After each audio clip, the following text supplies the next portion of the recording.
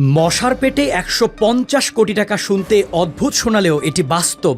২০২৪-২৫ অর্থবছরে ঢাকার ২ city corporation মশা নিয়ন্ত্রণে ব্যয় করেছে প্রায় ১৫৪ কোটি টাকা। বাজেট বাড়লেও কমে না মশা, উল্টো মশার উৎপাত প্রতি বছরই যেন বাড়ছে।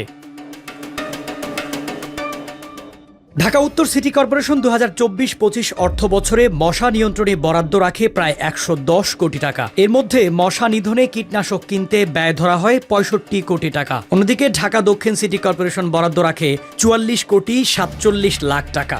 মশা নিধনে ব্যবহৃত কীটনাশক কিনতেই তারা বরাদ্দ রাখে ৪০ কোটি টাকা। এছাড়া ফগার, হুইল, স্প্রে মেশিন ও পরিবহনে ব্যয় ধরে ৩ কোটি ৭৫ লাখ টাকা। পাশাপাশি ব্লিচিং পাউডার ও জীবাণুনাশক কিনতে বরাদ্দ রাখে আরও ৫০ লাখ টাকা। ২০২৩-২৪ অর্থ বছরে মশা নিধনে প্রায় ১৬৮ কোটি টাকা বরাদ্দ রাখে ঢাকা উত্তর ও দক্ষিণ সিটি কর্পোরেশন। এত অর্থ ব্যয় করা হলেও ফলাফল শূন্য বলছে নগরবাসী। স্বাস্থ্য অধিদপ্তরের তথ্য অনুযায়ী ২০২৫ সালের ১ জানুয়ারি থেকে ১৮ মে পর্যন্ত ডেঙ্গুতে আক্রান্ত হয়েছে ৩,৪৫২ জন এবং মারা গেছে ২২ জন। নাগরিকরা বলছে সিটি কর্পোরেশনের কার্যক্রম লোক দেখানো, বাস্তবে মশার উপদ্রব কমেনি বরং বেড়েছে। মশা নিয়ন্ত্রণে ড্রোন ব্যবহার, ব্যাঙ ও হাঁস ছাড়া এবং জনসচেতনতামূলক কার্যক্রম চালানো হয়েছে, তবুও কমেনি মশা।